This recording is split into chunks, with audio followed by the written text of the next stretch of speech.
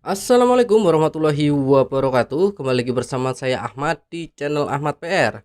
Di video kali ini saya akan memberikan sebuah tips ya, gimana sih cara untuk memanfaatkan sebuah STB bekas. Nanti kita akan jadikan sebuah alat ya untuk kebutuhan download, atau bisa kita sebut sebagai download manager ya teman-teman. Jadi download manager itu apa? Jadi ini fungsinya sama seperti IDM. Bedanya nanti ini terpasang di dalam STB ini teman-teman. Jadi ini sangat membantu ya bagi kalian yang hobi banget download anime, ataupun kalian yang suka download game PS atau apa. Kalau saya sendiri kan untuk kebutuhan biasanya itu download firmware dari HP untuk flashing HP. Sebelumnya teman-teman, jadi saya itu selalu download menggunakan laptop ataupun PC. Tapi kalau setelah saya hitung-hitung itu boros di listriknya teman-teman. Makanya terus saya berpikir gimana sih kalau saya memanfaatkan sebuah STB ini, nanti kita akan jadikan sebagai alat untuk download, dimana nanti dia akan menyala terus sampai proses downloadnya itu selesai. Jadi nanti untuk listrik konsumsinya bisa lebih hemat teman-teman. Jadi fungsinya sebenarnya adalah lebih ke penghematan dari listrik ya teman-teman, karena ya kalian tahu sendiri lah, tagihan listrik naik ya, kurang lebih seperti itu. Oke, kita akan kupas dulu ya untuk bahan-bahan yang kita akan pakai dalam video kali ini apa saja. Yuk kita lanjut, kita bahas. Oke guys, jadi ini adalah alat yang akan kita pakai nanti ya. Ini adalah sebuah STB Open WRT. Terus di sini ada SD card ya. Nanti kita akan gunakan untuk burning. Terus yang ini nanti kita umpamakan sebagai flash disk lah. Nanti kalau kalian ada flash disk ataupun hard disk yang kapasitasnya lebih besar, itu lebih bagus ya teman-teman ya.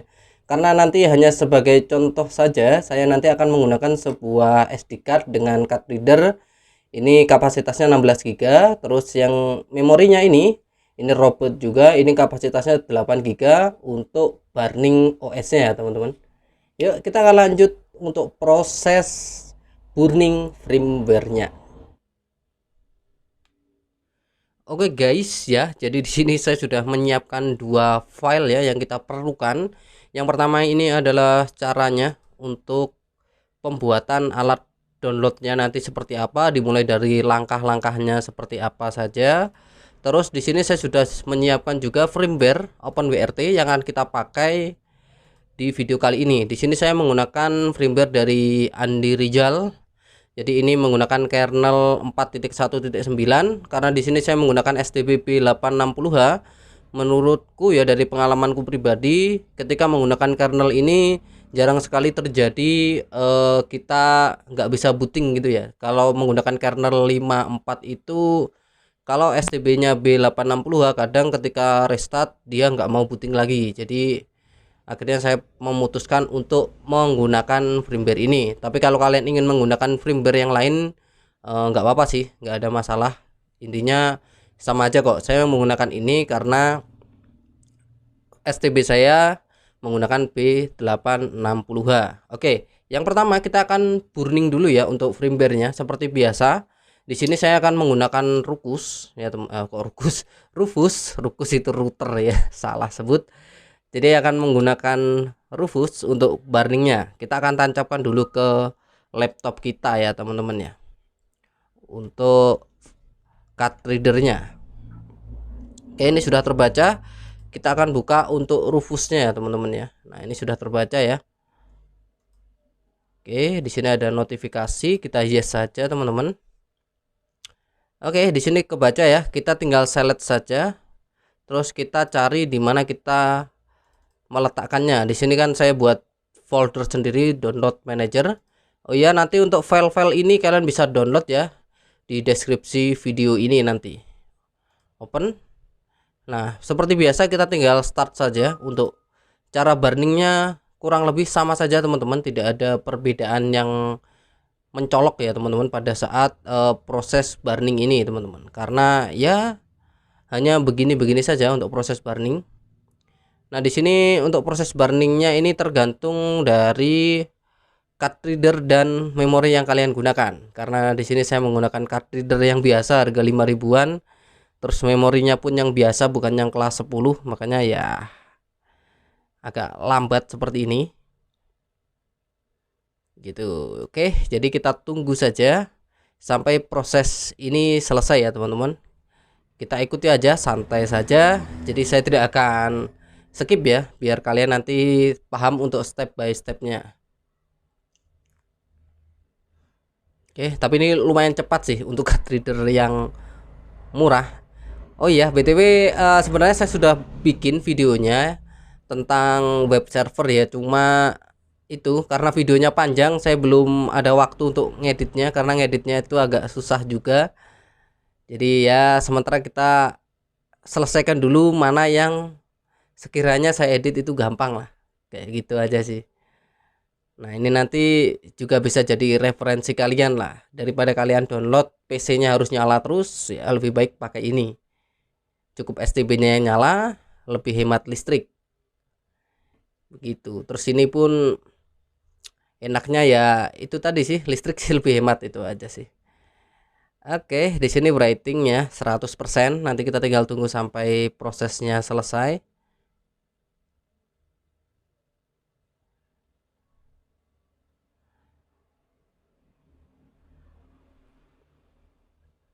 Oke, teman-teman, di sini sudah selesai untuk proses burningnya. Kita bisa close.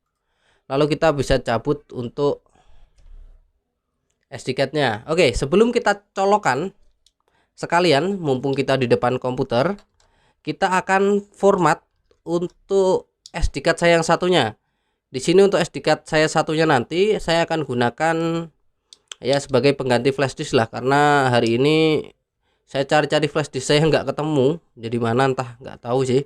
Jadi nanti ini difungsikan untuk media penyimpanannya ya teman-teman. Jadi ketika kalian download nanti dia akan tersimpan di sini. Kalau kalian memiliki flash disk ataupun hard disk yang kapasitasnya lebih besar, lebih baik kalian gunakan itu saja, karena ini nanti hanya sebagai contoh. Maka di sini saya akan gunakan kapasitas yang 16 GB.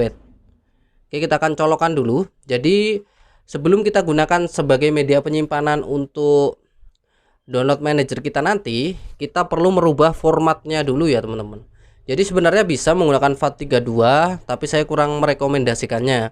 Jadi saya lebih prefer sih kalian untuk formatnya diganti ke NTFS kayak begitu ya. Oke, ini nggak kebaca, sebentar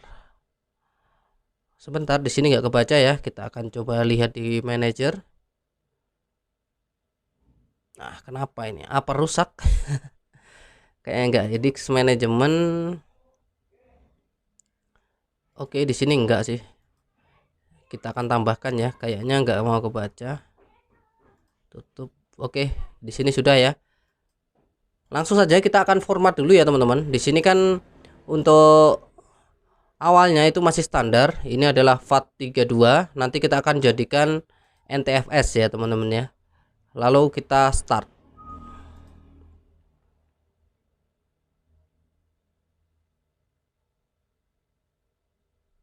Oke, kita tinggal tunggu sampai proses formatnya ini selesai. Jadi nanti biar untuk formatnya itu NTFS. Oke, jadi ini formatnya sudah NTFS. Oke, di sini prosesnya sudah selesai untuk menyiapkan bahan-bahan kita. Selanjutnya kita akan tancapkan SD card ini ke STB Open WRT kita teman-teman. Caranya seperti biasa, kalian tinggal masukkan saja sampai berbunyi. Nah, seperti ini. Ini sudah, tinggal kalian colokan untuk adaptornya saja. Nah, di sini sudah menyala ya. Di sini sudah terbaca ya teman-teman ya. Jadi untuk IP-nya kita mendapatkan 192.168.1.1. Ini masih standar dari OpenWRT. Nah, ini ya teman-teman ya. Untuk password bawaannya itu masih kosong, kita login saja. Oke, di sini sudah mau booting ya teman-teman ya. Itu. Nah, terus kita akan tancapkan ya teman-teman ke STB-nya. Jadi card reader ini ada SD card-nya ya, SD card atau flash disk ataupun hard disk kalian yang sudah kalian format menjadi NTFS tadi ya teman-teman. Kita colokkan dulu. Oke, setelah dicolok kita akan di interface. Oh ya teman-teman, jadi di sini nanti kalian perlu akses internet ya teman-teman. Nah, karena di bawaan ini kan saya menggunakan modem HP, ini interface-nya belum ada, maka saya akan tambahkan secara manual. Saya akan masukkan untuk HP itu aja lah. Ini DHCP client, terus ini USB 0. Langsung kebaca ya teman-teman ya. Create interface. Di firewall kita arahkan ke 1. Save. Baru save and apply. Nah, ini. Tapi kalau kalian menggunakan USB to LAN ataupun kalian menggunakan modem-modem yang healing, itu pasti terbaca karena di sini saya menggunakan HP, jadi harus manual ya. Oke, di sini sudah mau terbaca untuk IP-nya. Oke teman-teman, kita akan lihat apakah card readernya itu ya, jadi memori kita apakah sudah terbaca di sini. Kita cek di mount point, di sistem mount point ya, kita scroll ke bawah. Nah, seperti ini ya. Di sini coba kita add ya, kita akan lihat. Nah, di sini ya, di sini terbaca SDA1. Ini kapasitas saya tadi kan 16 GB ya, teman-teman ya. Di sini saja untuk melihatnya. Oke, sekarang kita akan lanjut ke proses instalasinya, teman-teman. Oke, di sini saya perbesar dulu biar enak. Font saya perbesar dulu biar kalian nanti enak melihatnya, 18 saja. Oke. Nah, di sini ya teman-teman ya. Kenapa tadi saya menginstruksikan harus ada internet? Karena nanti kita perlu proses instalasinya, teman-teman ya. Oke, sekarang sebelumnya kita harus mounting dulu untuk hard disk kita yang kita tancapkan tadi, teman-teman. Karena di sini tadi itu belum terbaca ya, teman-teman ya. Ini saya tutup saja.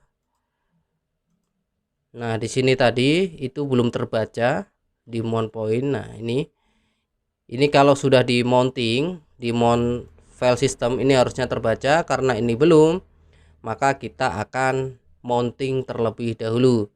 Nah, di sini ada terminal ya, tapi di sini saya lebih suka menggunakan putih ya, teman-teman ya. Karena lebih enak saja kalau menggunakan putih. 192 168 1.1 enter. Tapi kalian bisa juga menggunakan terminal ya, teman-teman ya. Saya perbesar dulu. Nah, ini langkah pertama, kita akan update dulu untuk repositorinya sambil kita install untuk tool-toolnya ya, teman-teman ya.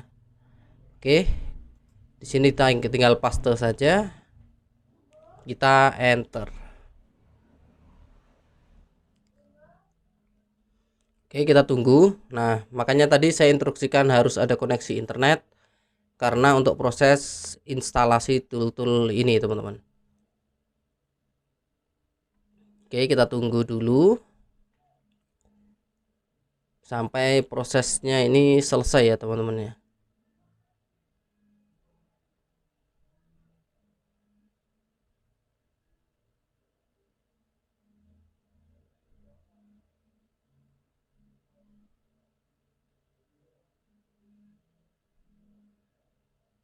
Oke, di sini sudah mulai proses untuk penginstalan ya, teman-teman ya. Jadi nanti yang diperlukan kita akan install dulu ya, teman-teman, supaya bisa termounting nanti, teman-teman. Oke, kita tunggu untuk proses instalasinya sampai selesai. Oke, di sini ada keterangan seperti ini ya, ini enggak masalah. Oke, selanjutnya ya teman-teman ya, kita akan buat dulu folder di www. Jadi foldernya itu HDD. Nah, di sini teman-teman ya, karena kita tidak, jadi kalau kalian nanti ada yang tidak memiliki WinCP, maka di sini nanti kita akan install dulu saja untuk file manager untuk mempermudah kita ya. Jadi kita nggak perlu lagi untuk WinCP nya. Kita akan ke software dulu ya teman-teman ya, ke software. kita akan tambahkan dari reponya Mbah Helmi. Jadi biar nanti untuk Luci Tini FM nya itu kita nggak perlu menambahkan secara manual. Ini kita copy ya, lalu kita edit saja di bagian sini. Nah, untuk signaturenya kita kasih tanda pagar pengecualian, terus di sini di custom feed-nya kita paste di sini teman-teman, lalu kita save. Oke, lalu di sini kita akan ketikkan opkg update untuk update repositorinya teman-teman.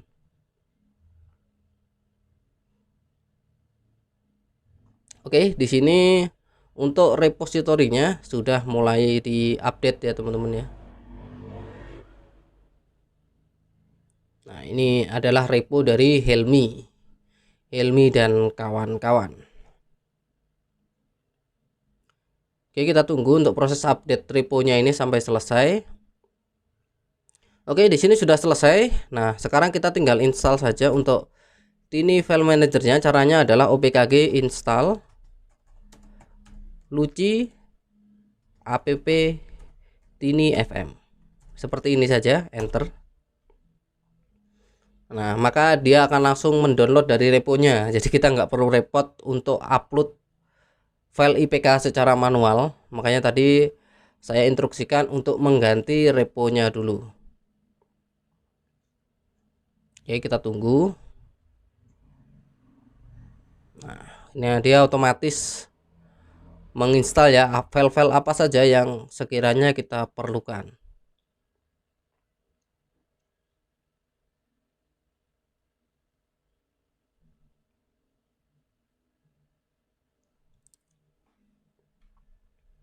Di sini kita tunggu dulu sampai untuk instalasinya ini selesai ya teman-teman.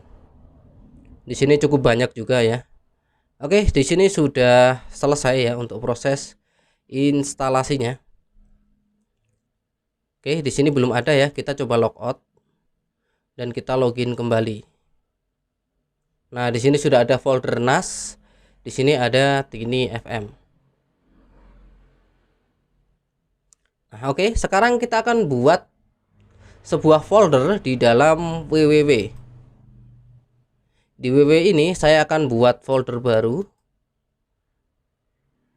New item folder. Saya akan kasih nama HDD. Nah, ini untuk penamaannya bebas ya teman-teman ya. Sesuaikan dengan selera saja. Oke. Di sini saya sudah membuat folder di www ya. Jadi foldernya di dalam folder www itu namanya HDD. Sekarang kita akan lanjut ke tahap selanjutnya. Kita akan melakukan mounting. Nah, di sini apa pengertiannya? Nah, ini untuk mounting secara manual ya teman-teman ya. Yang di bawah ini adalah mounting secara otomatis. Nah, di sini SDA1 ini adalah yang terbaca. Jadi harddisk kalian terbaca di sini sebagai apa? Di sini sebagai contoh punya saya tadi di mount point itu terbaca set ya. Itu terbaca dev SDA1. Maka di sini saya akan tulis dev SDA1. Terus untuk foldernya saya buat tadi di www/hdd. Nah, nanti untuk folder ini kalian sesuaikan atau kalian ikuti saja tutorial seperti yang saya buat ini ya teman-teman. Nah, di sini saya juga akan rubah yang bagian bawah. Ini ya, di sini nanti ini akan melakukan mounting otomatis ketika STB kalian reboot. Oke. Oke, sekarang kita akan coba mounting secara manual dulu ya teman-teman ya, untuk melihat apakah nanti di sini di bagian sini akan terbaca secara otomatis. Kita akan pastekan di terminal ya. Kita enter.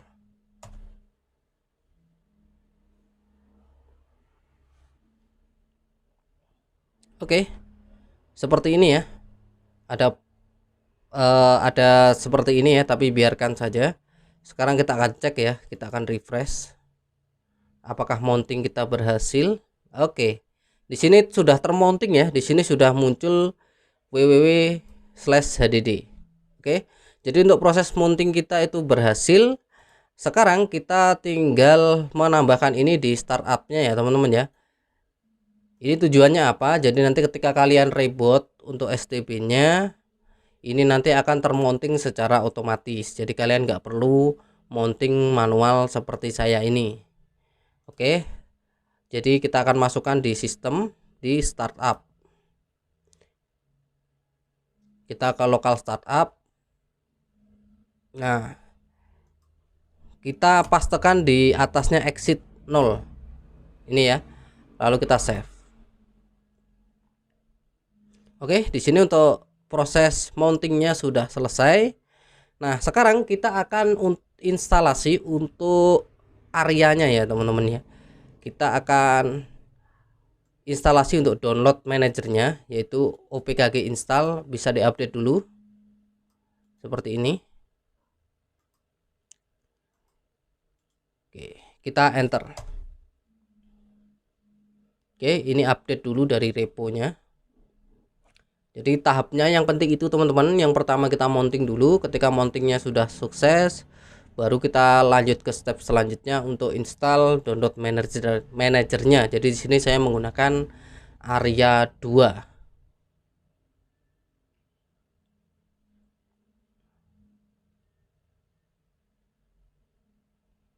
Oke, kita tunggu ya teman-teman ya.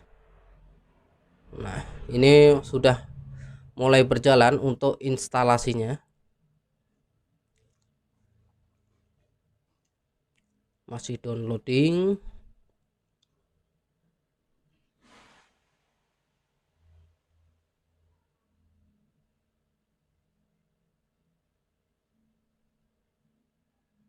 Oke, di sini sudah selesai.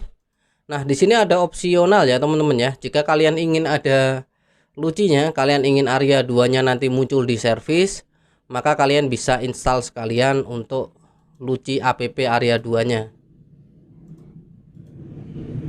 Kita install saja.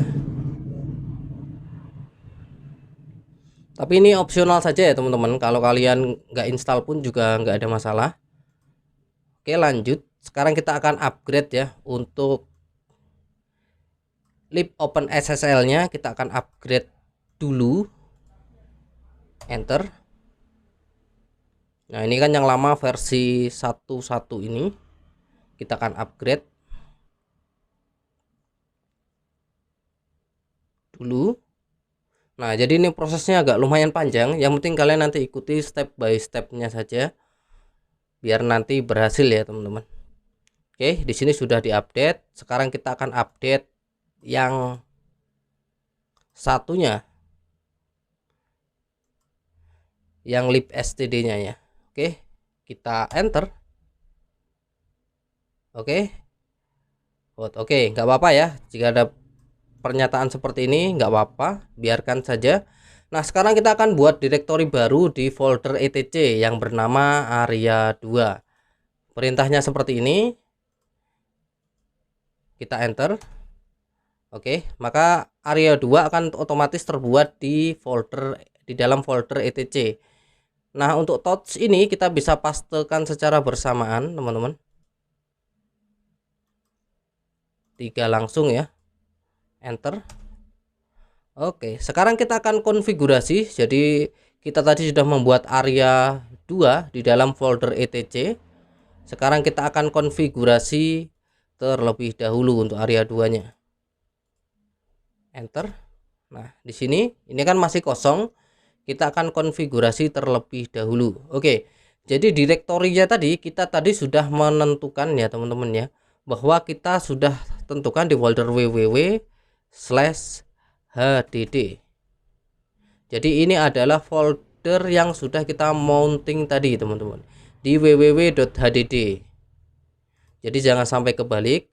Terus max connection per server ini adalah total tugas download maksimal yang akan berjalan. Di sini akan saya buat 16 biar lebih banyak. Oke, hanya ini saja yang perlu dirubah. Lalu kita copy. Yang penting yang perlu kalian teliti adalah nomor 1 dan 2 ini. Direktori itu direktori penyimpanan, jadi folder tempat kita download nanti tersimpan di mana. Kita harus perhatikan ini. Jadi ini sesuai dengan apa yang kita mounting. Oke, kita paste di sini. Kalau sudah, kita tekan Ctrl X Y, enter. Oke. Di sini sudah selesai. Nah, ini kita copy ya teman-teman ya. Kita akan tambahkan di startupnya ya teman-teman, di lokal startupnya, biar nanti untuk area 2 nya ini bisa berjalan otomatis ketika STB kita sedang reboot. Oke, kita enter lagi, kita paste di sini. Oke, kita save. Sudah tersave ya teman-teman ya. Oke, di sini tadi untuk ini file manajernya sudah kita pasang. Oke, sekarang kita akan coba logout ya teman-teman ya. Kita coba login. Kita akan cek ya di service. Nah, di sini ada area 2. Nah, ini area 2-nya kan masih not running. Kita tinggal enablekan saja, teman-teman. Nah, untuk yang bagian sini nanti biarkan saja. Nanti dia akan berubah sendiri, teman-teman. Oke, kita tinggal enablekan dulu. Oke, di sini masih not running ya teman-teman ya. Kita akan perlu untuk restart terlebih dahulu. Kita akan reboot dulu. Oke, kita tunggu sampai device-nya reboot ya teman-teman ya. Oke, kita tunggu dulu. Di sini sudah reboot. Nah, tandanya ini terputus. Oke, kita akan tunggu sampai dia connect kembali. Nah, ini untuk LAN-nya sudah terbaca. Di sini ada saya tahu yang saya suka bahwa dengan STB ini itu jarang sekali ya ada gagal booting. Tapi kalau menggunakan kernel 5.4 itu kadang itu nggak mau booting setelah kita reboot. Ya, makanya di sini saya menggunakan kernel 4.1 ini karena ini setelah saya coba-coba aman sih. Saya belum pernah mengalami kendala. Ya, pernah terjadi tapi tidak sesering pada saat kita menggunakan kernel 5. Nah, ini sudah ya. Oke, sekarang nah ini sudah menyala kembali ya teman-teman. Oke, saya setting dulu untuk HP saya karena di sini saya modemnya menggunakan HP. Oke. Login. Oke, di sini kita sudah reboot, kita sudah selesai. Kita coba cek di service area 2. Nah, di sini untuk area 2-nya sudah running ya, teman-teman ya. Kita akan lihat di sini. Oke, nah di sini sudah sesuai yang kita setting tadi. Oke, kita akan coba ya untuk download. Di sini kita akan coba. Di sini kan biasanya saya tuh download game-game PS ya. Coba saya akan coba download game PSP. Game PSP. Oke, di sini saya biasanya download di Cool Room seperti ini ya teman-teman. Jadi enaknya itu ini batal saja ya. Oke, di sini nanti misal saya mendownload untuk game Fast and Furious atau ya bebas saja lah. Coba ini FIFA ya. Nah, enaknya kalau kita menggunakan PC itu kan kita perlu PC-nya itu nyala terus. Kalau ini enggak. Ya sekali kita download.